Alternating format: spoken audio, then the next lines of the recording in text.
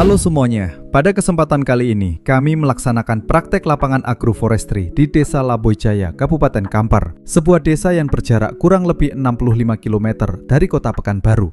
Perjalanan menuju lokasi menyuguhkan pemandangan alam yang asri sekaligus memperlihatkan potensi besar wilayah ini dalam sektor pertanian dan peternakan. Desa Laboijaya dikenal sebagai desa dengan mayoritas masyarakat yang menggantungkan hidup dari peternak sapi dan mengelola kebun. Aktivitas ini tidak hanya menjadi sumber penghasilan utama, tetapi juga menjadi bagian penting dari kehidupan sehari-hari masyarakat. Disinilah kami belajar secara langsung bagaimana alam, ternak, dan manusia saling terhubung dalam satu sistem yang berkelanjutan. Melalui video ini, kami akan mengajak kalian untuk melihat lebih dekat dan membandingkan dua sistem pemeliharaan sapi, yaitu sistem Siska atau sistem integrasi sapi dan kelapa sawit dengan sistem penggemukan sapi kandang. Tujuan dari kegiatan praktik ini adalah untuk mengetahui serta membandingkan dua sistem peternakan, yaitu sistem Siska dan sistem penggemukan sapi dalam kandang, guna melihat sistem mana yang lebih efektif diterapkan dalam pola agroforestry. Melalui praktik ini, diharapkan mahasiswa dapat memahami secara langsung bagaimana penerapan masing-masing sistem di lapangan, mulai dari manajemen pemeliharaan ternak, pemanfaatan pakan, hingga dampaknya terhadap efisiensi produksi dan keberlanjutan lingkungan. Kegiatan praktik dilaksanakan di Desa Laboijaya. Di lokasi ini, kami menemukan salah satu peternak sapi yang cukup besar dan sukses, yaitu Bapak Guntur yang memiliki ratusan ekor sapi. Peternakan milik Bapak Guntur berfokus pada usaha penggemukan sapi potong yang dikelola secara intensif dan berkelanjutan. Pak Guntur mulai membangun usaha peternakan ini sejak tahun 2015 dan terus mengembangkannya hingga saat ini. Berbekal pengalaman dan proses pembelajaran yang panjang, beliau menerapkan sistem penggemukan sapi dengan manajemen pakan yang mandiri.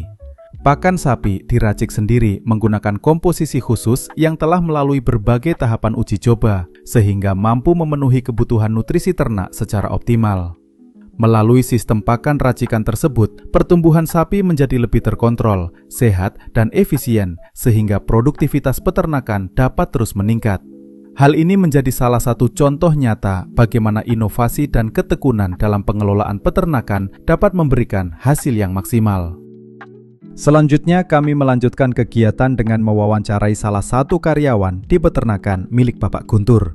Wawancara ini bertujuan untuk menggali informasi secara langsung mengenai pengelolaan ternak, mulai dari sistem pemeliharaan, pemberian pakan, perawatan kesehatan sapi, hingga proses penggemukan yang diterapkan di peternakan tersebut.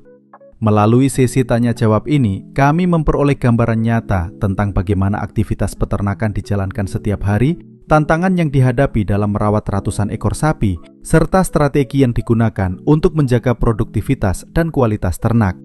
Informasi yang disampaikan oleh karyawan sangat membantu kami dalam memahami praktik lapangan secara lebih mendalam dan aplikatif, tidak hanya berdasarkan teori, tetapi juga pengalaman langsung di lapangan. Biarkan dia kan makannya, ibarat katanya kan makan nggak terjamin juga walaupun rumput.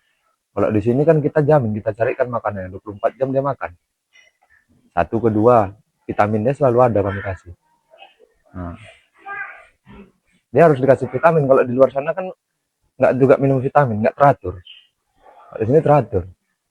Untuk perawatan per bulan ini berapa nih? Perawatan per bulan habis pakannya. Iya, habis pakan. Kalau habis pakannya, kalau dari konsentrat aja dia totalnya semua 105 ton. Ya.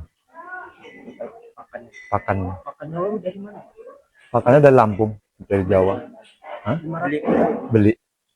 Kalau rumput kita cari di PT-PT lah. Rumput kan gampang cari. Harga pakan juga. Harga pakan tuh beragam.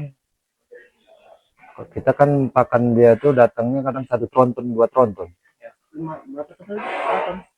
1 tronton. Kalau bungkel biasanya kami pesan 40 ton. Kalau onggok basah kami pesan biasanya 1 bulannya 45 ton.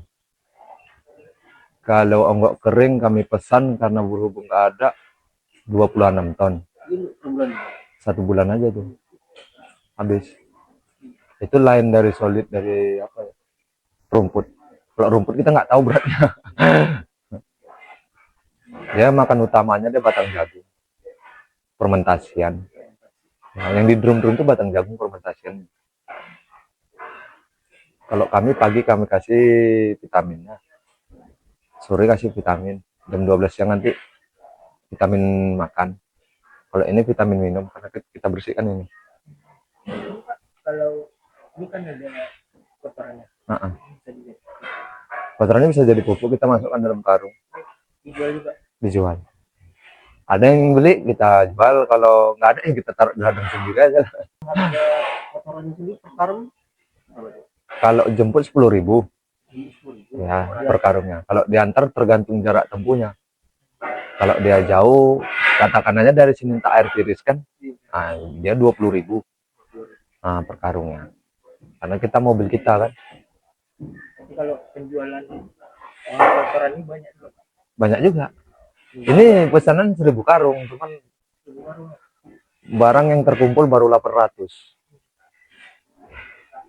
Dia dalam 1 bulan 2.000 lebih, 2.000 karung lebih. Masalah menangani misalnya antisipasi dari penyakitnya sendiri itu, selain pembersihan kandang itu apa itu perlu diperhatikan? Yang perlu diperhatikan itu selain pembersihan kandang tuh kutu bagi. Ya. Ini kan udah saya semprot. Berarti ini udah steril lah. Jadi target pasarannya dia tuh di lebaran haji kah atau lebaran besar gitu Pak? Target besarnya Yang jualannya meningkat, penjualan meningkat gitu. dia lebaran haji. Lebaran haji. Iya. Kalau harganya bisa melonjak atau bisa melonjak. kalau kira-kira kisaran berapa Pak? Nah, itu kurang paham juga Bang. Kalau kita pribadi kan, kalau orang beli pribadi kadang dia kan sapi besar 55 juta, 60 juta. Kalau sapi-sapi kayak di kurban di panitia ini kan kadang budgetnya tengok juga dia budget berapa. Nah itu Yang harga tertingginya 55 juta. masih rendah. Masih rendah. Ya. Paling tinggi Di sini yang paling tinggi 120 juta. itu sapinya di Jenis satu kurban, satu Brahman, satu Brahman cross. Itu kan 1 ton. Yang dua itu 1 ton, di dalam tuh 1 ton. 4 ekor yang 1 ton. Iya. Karena udah banyak yang lewat kemarin, udah banyak yang lewat. itu Pak, di sini selain penggemukan juga berarti ada kayak pengembangan gitu ya Pak? Ada, tapi kita nggak banyak. Kira-kira nih Pak, di kandang ini sendiri Pak ada maksimal per ekornya atau tidak Pak? Nggak ada. Ada. Kontrol terus lah ya Pak? Iya, harus dikontrol dulu. Dia soalnya kan ada papan tulis itu kan. Nah, itu untuk kayak kami anggota perawatan gini. Jadi nanti dihapus sama bos ya kan. Blok ini, blok yang jalur ini banyak sakit atau apa cuman atau tali lepas kayak gini kayak tadi yang kita bolongan itu harus diperhatikan. Itu ditulis di situ. Di situ kan perhatikan sapi di belakang contohnya. Perhatikan dan juga tali dan perhatikan makan sapi. Kalau untuk perawatan Pak, kira-kira sapi ini butuh perawatan yang ekstra? Ya untuk perawatan ekstranya ya maksudnya makanan yang jangan sering makan rumput lah. Jadi ini kan penggemukan, butuh vitamin. Kalau penggemukan kita hanya rumputnya nggak kan gemuk cuman lama. Perkembangan dia juga kurang maksimal lah. Kalau pakai vitamin kan maksimal. Jadi Pak, tadi kan ini sterilan ya? Iya makanya. Tujuannya apa? Sterilan itu gini Bang, ini kan posisi kita ini kan banyak penyakit di luar. Nah kita sterilkan kandang ini pakai formalin. Jadi supaya semua hama apapun nggak masuk. Di luar banyak penyakit sapi, makanya nggak sembarang orang masuk. Kandang itu udah kami sterilkan ini sekarang. Udah tadi malam saya semprot pakai formalin. Kandangnya. Sapi pun udah disuntik semua.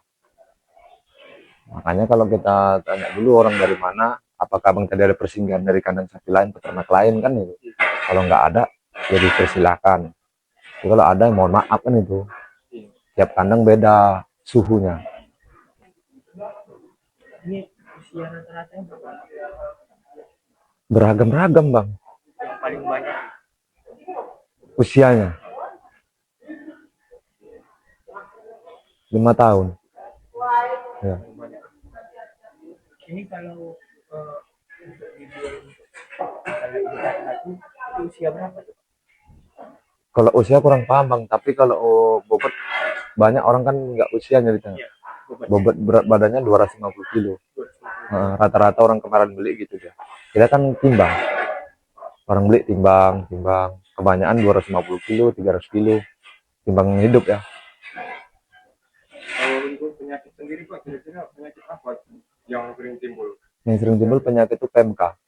Apa itu Pak? PMK itu luka kuku. Luka kuku. Iya, penggantian kuku, pembusukannya. Nanti udah busuk keluar kuku itu kan, keluar kuku baru. Itu penanganannya Pak? Penanganannya yaitu dokter hewan kita nih. Untuk penyebabnya sendiri apa kira-kira? Penyebabnya sendiri dia kadang kurang bersih. Penyucian ini kan mandi sapinya setiap hari. Setiap hari mandi. Misalnya sapi itu udah gak nyaman sama kandang yang kotor itu, ya dilihatnya dari mana? Lihatnya, dia gelisah tuh. Satu kedua dia nggak akan mau duduk. Tiganya makan aja dia nggak mau karena dia jorok di sini. Kedua nanti timbul penyakit PMK kakinya, pembusukan. Untuk makannya itu Pak, perharinya itu berapa kali Pak? Untuk satu ekor kira-kira berapa kilo? Kalau ini beragam-beragam bang. Kalau sapi besar kita kasih 15 kilo per ekor. Kalau yang ini kami kasih 10 kilo.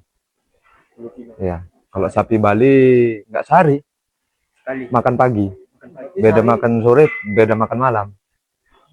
Jadi seharinya bisa 30 atau 20. Iya. Untuk sapi yang besar ya. Iya, kalau yang besar dia 50 kilo jatuhnya satu hari satu malam. Kalau ini paling dia 20 kilo nih.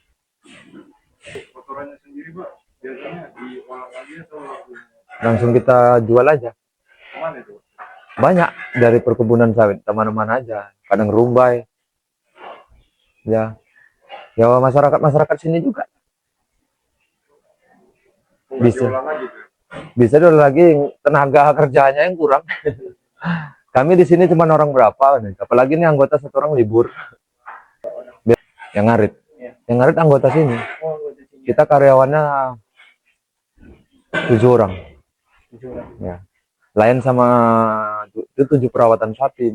Bagian perbaikan kandang ada juga 2. Berarti 9 orang kami di sini. Yang memperhatikan mana kandang yang rusak-rusak. Mana yang tanggal-tanggal dibikin sapi. Makanya diganti besi. Kira-kira untuk yang difokuskan pada daging yang mana? Untuk Yang khusus untuk berdaging. Ini. Kandang ini. Ini pedaging. jenis apa nih Pak? Kalau yang untuk daging? Jenis PO. Rambun Bali. Itu kan PO. Selanjutnya, kami berkesempatan mewawancarai pemilik peternak, yaitu Bapak Guntur. Dalam sesi ini, kami menggali berbagai informasi seputar kegiatan peternakannya, mulai dari sistem pemeliharaan sapi, manajemen pakan, hingga pengalaman beliau dalam mengembangkan usaha peternakan.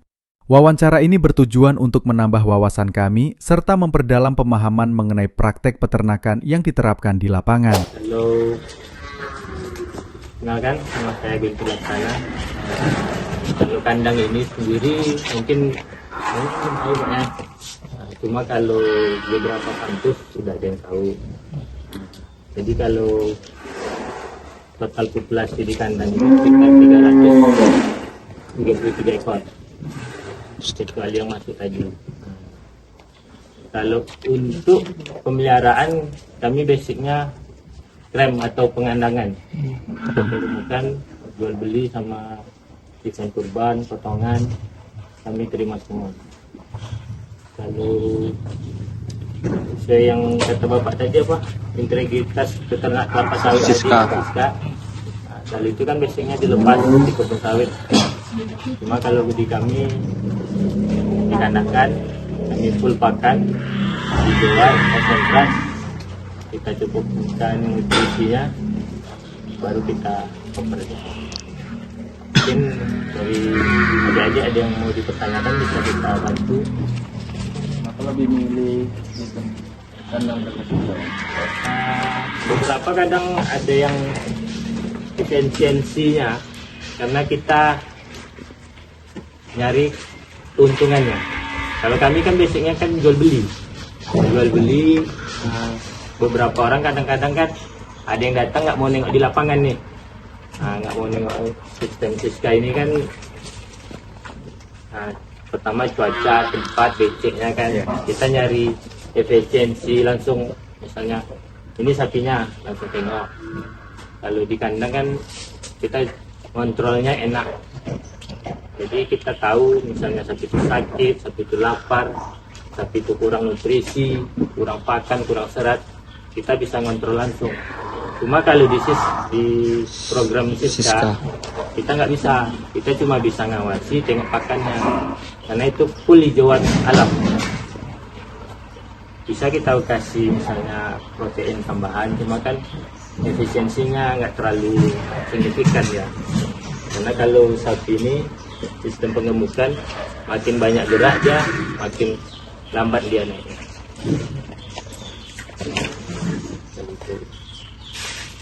Izin tanya, Pak. Boleh. Untuk biaya belinya sama biaya jualnya berapa? Kalau kami di sini pembelian mungkin berbeda-beda.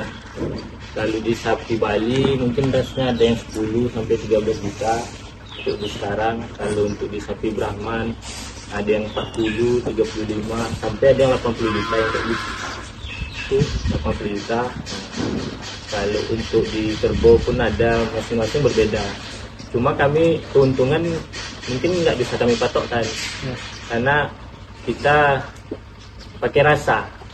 Misalnya Anda mau, misalnya kami pembelian 80, misalnya entah 30 lah kita buat 30 juta, kita lepas 31, pasti ada naik turunnya, nego-negoannya. Cuma kalau beberapa barang, misalnya udah 4 bulan atau 5 bulan, nanti kami hitung itu dan sepakannya per hari. Misalnya kami tarik dia 500 per hari per ekor, misalnya 4 bulan berarti kan sekitar 2 juta. Berarti dari pembelian itu harus naik 2 juta baru kami tawarkan. Cuma kalau pembelian kadang ada pribadi nih, senang sama senang, kami beli mahal, kami nggak mau jual, cuma ada yang nawar, itu senang kami jual. Cuma nggak ada patokan nih untungnya, bisa pun kerugian. Kalau kerugiannya misalnya sapi ini kayak baru datang nih tadi, nggak cocok dia pakan di sini, nah, kami olah lagi, dia kurus itu nanti tuh selama 1 atau 2 bulan dia ngurus, otomatis kan kita rugi dulu nih. Cuma nanti kita kasih pakan dia lagi, kita coba lagi kan, untung dia naik, tempat nggak naik, otomatis kita rugi. Jadi ada pasang ada surutnya, ibarat ada timbal baliknya lah di situ dia. Kalau untuk dunia peternakan ini nggak selalu dikaji, ini besar berarti kan neraca keuangannya kan lumayan nih Pak. Kalau dihitung 1 per 10 juta kan ya bisa dihitung sendiri lah, kali 300 kan sekitar 3 itu. Cuma kan kita nggak bisa ngitungnya, kita otomatis 1 bulan tuh pasti ada kerugiannya. Jadi misalnya yang mana untung besar, ya itulah untuk menimpakan yang kekalahan yang kawan-kawannya. Kalau di kami sistem dagang di sini ya, jadi jangan berharap kalau kita jadi peternak itu untung besar, nggak bisa. Buang dulu angan-angan keuntungan itu, kita piara dulu sesuai hati, baru nanti ada hasilnya, baru itu yang kita ambil. Untuk pakannya ini dapatnya dari mana? Kalau pakan kita dari petani langsung. Misalnya kalau rumput kan kita sendiri nyari di lapangan. Kalau kayak bis atau bungkil inti sawit itu kan, itu biasa kita kontrak dari PTN 5 kan. Kalau solid dari PTN 5. Kalau masih wilayah sinilah kayak onggok dari petani kita ambil sendiri. Kayak ubi yang kita tahu, semakin murah biaya pakan, semakin efisiensi pakan lebih menguntungkan. Kita sebisa mungkin efisiensi pakan itulah yang kita cari. Cuma kita harus tahu pula komposisinya kan, misalnya kita harus nyari berapa persen nilai karbohidratnya. Di sini hampir lama kami hampir mengolahnya hampir 4 tahun itu dari intensitas kan untuk mengurangkan full non rumput. Kami ada program satu, memang sapi itu nggak kami kasih pakan rumput lagi, full memang buatan pakan kami sendiri kan. Di sana ada karbohidrat, serat, lemak, protein, mineralnya kami cukupi. Ya itulah kami usahakan, kalau kayak gini kan rumput kan beberapa ekor yang baru mungkin bisa kami kasih, satu baru kami ajarkan. Jadi kalau istilah cuaca hujan atau banjir kami nggak mengharapkan rumput lagi. Jadi kayak kita peternak ini kan nggak harus mengandalkan ini terus. Beberapa orang kan kadang ada tuh yang nggak mau ngarit, nggak mau nyari rumput karena kita malasnya. Cuma kan kita mau biara juga, cuma kita nggak mau ngarit. Kalau di kota biasa kayak gitu tuh, supaya nyari rotasi rumput Pak ya. Nah, saat itu kami buat kayak gini lah, biaya pakan kami kurangkan, kami cari efisiensi pakannya, kayak kami pakai bungkil, onggo, ampas tahu. Cuma dalam beberapa ton kami bagi beberapa ekor sapi, kami bagi lagi hasilnya nanti.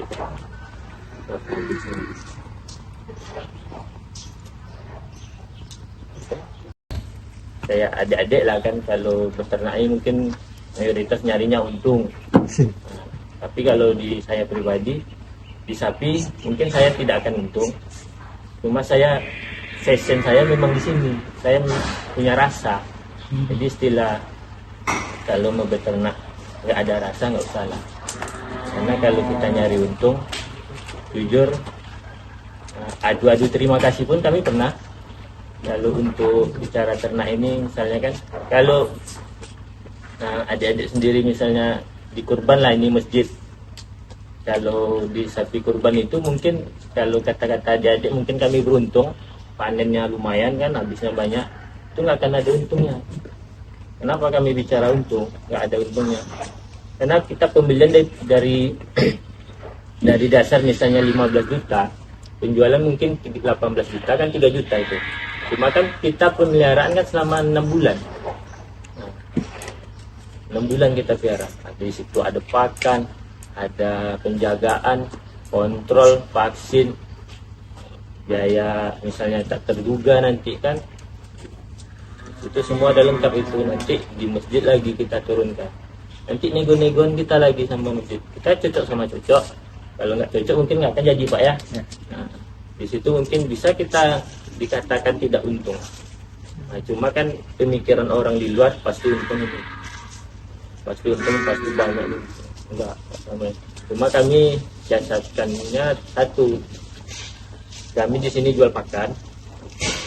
Kami di sini jual misalnya bahan baku pakan. Kami di sini jual taiknya atau apanya itu, komposnya. Disitulah kami cari semuanya. Di sini kami jual tenaga, misalnya ada yang mau pestanya adik-adik butuh daging, kami potongkan, di situ kami jual jasa. Daging misalnya sapi dari sini kami potongkan, kami bawa ke tempat adik-adik kan, misalnya di situ kami bantu. Disitulah kami bisa ibarat memang untung mutlak untuk kami. Cuma kalau pure kita nyari untung dari sapi, insya Allah lah jauh dari angan-angan. Kalau kita tidak terlalu memang passionnya di situ kan. Oke. Ada pertanyaan untuk Pak Guntur lagi? Kalau untuk modal awal mulai ini Pak, bisa Kalau dijelaskan sebenarnya kalau cerita modal awal, berapa jujur sapi kita agak itu? sedih. Jujur kita agak sedih. Jujur kami kalau modal awal sekitar 6 ekor. 6 ekor ya? Ya, jujur modal awal kami sekitar 6 ekor. Di situ kami mulai tahun 2012 akhir masuk 2013. Jadi dari 6 ekor itu saya pribadi bukan basicnya kandang sebesar ini, enggak. Bisa mungkin ditanya sama Pak Mantrinya tadi Pak, ya, Pak ya. Yang Pak Mantri tadi itu hampir sampai dari 2013 sampai sekarang pun masih sama kami. Di situ kami punya 6 ekor, 9 ekor, sampai 18 ekor. Itu pas musim penyakit semuanya itu. Hampir 3 tahun jalan, musim sakit, habis semua, modal habis, balik uang jadi 40 juta. 40 juta kami 2016 saya sendiri berhenti dengan kandang satu posisi kayak gini nih, kandang satu kami tutup. Di situ ada ibarat sedikit kegelisahan saya kan, karena jujur saya tamatan bukan seperti adik-adik nanti jadinya. Kalau saya tamatan SMA. Di situ saya pikir semua kerjaan udah, cuma passion saya bukan di situ. Jadi saya ada modal, misalnya malam jual kereta saya jual, saya beli lagi sapi, saya mulai. Barulah dari situ 2015 akhir baru mulai lagi kayak gini, buat lagi satu kandang isi hampir 40 ekor. Barulah per tiap Idul Adha saya main, saya bermitra sama beberapa masjid yang memang percaya sama saya ngisinya. Mereka nanti misalnya ngasih DP, nah itulah saya putar terus. Saya beliin sapinya, saya ngerawat, saya isi, satu saya angkat, di situ saya beruntung. Barulah sampai sekarang hampir 300 ekor. Sebenarnya di kandang ini yang hampir 300, cuma di luar masih ada. Jadi kalau misalnya adik-adik teman-teman sama bapak mau tengok pas ramenya, kayak jemuran baju lah kita buat kan. Sapi ini memang nggak terkontrol lagi letaknya pas 1 bulan mau lebaran haji. Di sini hampir populasi hampir 600 nanti di sini. Yang ini pun mungkin bisa jadi ikatan sapi nanti, karena tempatnya nggak ada. Makanya prinsip saya sendiri, karena saya nengok per tiap tahun saya kekurangan tempat, makanya beberapa misalnya setahun saya dapat bangun kandang satu, kayak gitulah kejadian di belakang itu, karena untuk jaga-jaga populasinya bertambah. Cuma jauh-jauh hari sebelum itu, kalau sekali cari 1 bulan itu 600 kan nggak mungkin. Makanya dari bulan sekarang kami ngisi jauh-jauh hari, tinggal nanti kekurangannya baru kami cari sesuai request dari panitianya misalnya. Cuma jangan bicara modalnya berapa ya. Kalau modal kita nggak, kami jujur saya sendiri pun nggak ngitung modalnya berapa di sini. Cuma kalau bagi saya pribadi, saya beli senang, saya ada uang, saya kerjakan. Cuma kalau ibarat saya nengok sapinya nggak senang, saya nggak pernah kerjakan. Cuma kalau di kandang kami ini, jujur, bagilah contoh. Jujur kami kerja di sini nggak mau beban otak, nggak mau beban tenaga kalau saya pribadi. Makanya saya beberapa orang ada yang saya pegang, misalnya beberapa wilayah, misalnya di Gunung Batu, Medan, Lampung, ada yang saya pegang satu persatu Pekanbaru. Jadi misalnya anak jualan kami inilah yang akan bekerja sendiri menawarkan barang. Setelah melakukan wawancara dengan Bapak Guntur, kami memperoleh berbagai informasi berharga mengenai sistem penggemukan sapi yang beliau terapkan. Sistem ini menuntut pengelolaan yang terencana, disiplin yang tinggi, serta penjagaan dan pengontrolan ternak yang dilakukan secara rutin dan berkelanjutan. Jika dibandingkan dengan sistem Siska, penggemukan sapi di kandang memang membutuhkan perhatian yang lebih intensif, baik dari segi manajemen pakan, kebersihan kandang, kesehatan ternak, maupun pengawasan harian. Meskipun demikian, kedua sistem tersebut sama-sama memiliki kelebihan dan kekurangan masing-masing untuk diterapkan, tergantung pada kondisi lahan, ketersediaan sumber daya, serta tujuan usaha peternakan. Tidak ada satu sistem yang sepenuhnya lebih unggul, karena setiap metode memiliki tantangan dan peluang tersendiri dalam mendukung keberlanjutan usaha peternakan dan agroforestry. Keberhasilan yang diraih oleh Bapak Guntur tidak lepas dari ketekunan, kerja keras, serta jiwa pantang menyerah yang beliau miliki. Selain itu, keberanian dalam mengambil keputusan dan mencoba peluang baru menjadi kunci utama dalam mengembangkan usahanya hingga mampu bertahan dan terus berkembang sampai saat ini. Dari pengalaman tersebut, kami mendapatkan pelajaran berharga bahwa kesuksesan dalam bidang peternakan tidak hanya ditentukan oleh sistem yang digunakan, tetapi juga oleh komitmen, konsistensi, dan semangat untuk terus belajar dan berinovasi. Ini merupakan ilustrasi peternakan milik Bapak Guntur, sebuah kawasan peternakan yang dikelola secara serius dan berkelanjutan. Saat ini, peternakan ini menampung kurang lebih 335 ekor sapi yang dipelihara dengan sistem pengelolaan yang teratur dan terkontrol. Berdiri di atas lahan seluas sekitar 4 hektar, area peternakan ini masih memiliki ruang yang sangat luas dan potensial untuk pengembangan di masa mendatang. Hamparan lahan yang tersedia tidak hanya dimanfaatkan sebagai kandang ternak, tetapi juga dapat dikembangkan sebagai area penunjang, seperti penyediaan hijauan pakan, perluasan kandang, serta pengelolaan lingkungan yang lebih ramah dan efisien. Dengan kondisi lahan yang lapang dan tata kelola yang baik, peternakan Bapak Guntur memiliki peluang besar untuk meningkatkan kapasitas produksi sekaligus menjaga kesejahteraan ternak. Keberadaan ruang kosong yang masih cukup luas menjadi modal penting dalam mendukung pertumbuhan usaha peternakan ini ke arah yang lebih modern, produktif.